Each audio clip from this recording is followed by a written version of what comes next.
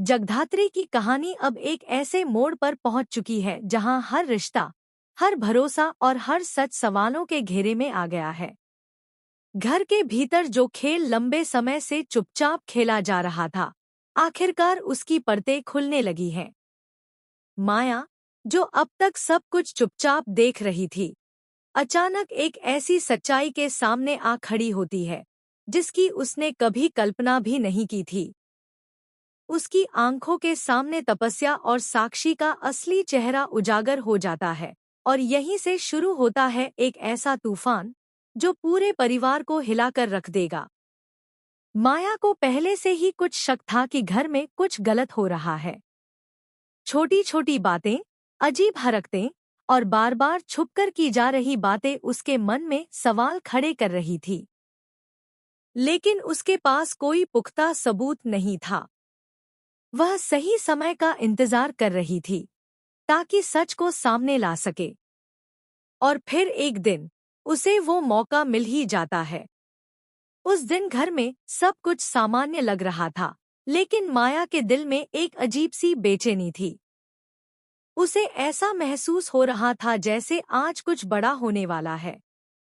वह चुपचाप तपस्या और साक्षी का पीछा करने लगती है। दोनों बहुत सावधानी से इधर-उधर देख रही थी, जैसे कोई राज छुपा रही हो। माया को अब पूरा यकीन हो जाता है कि कुछ बहुत बड़ा खेल चल रहा है। जैसे ही तपस्या और साक्षी एक कमरे में जाती हैं, माया भी धीरे-धीरे उनके पीछे पहुंचती है। दरवाजे के पास खड़ी होकर वह उनकी बातें सुनने की कोशिश करती है।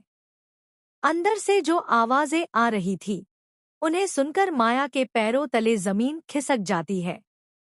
तपस्या और साक्षी किसी खतरनाक प्लान के बारे में बात कर रही थी, एक ऐसा प्लान जो पूरे परिवार को बर्बाद कर सकता था। माया का दिल जोर-जोर से धड़कने लगता है। उसे यकीन नहीं हो रहा था कि जिन लोगों पर उसने भरोसा किया, वही लोग इतना बड़ा धोखा दे सकते हैं। लेकिन अब वह पीछे हटने वाली नहीं थी। वह दरवाजा खोलती है और सीधे अंदर पहुंच जाती है। अचानक माया को सामने देखकर तपस्या और साक्षी के चेहरे का रंग उड़ जाता है। उनकी आंखों में डर साफ दिखाई दे रहा था। तो ये चल रहा था, माया की आवाज गूंजती है, जिसमें गुस्सा और दर्द दोनों साफ झलक रहे थे। तपस्या और साक्षी कुछ कहने की कोशिश करती हैं, लेकिन उनके पास कोई जवाब नहीं होता। वे बुरी तरह फंस चुकी थी, रंगे हाथों पकड़ी जा चुकी थी। माया अब पूरी तरह से टूट चुकी था।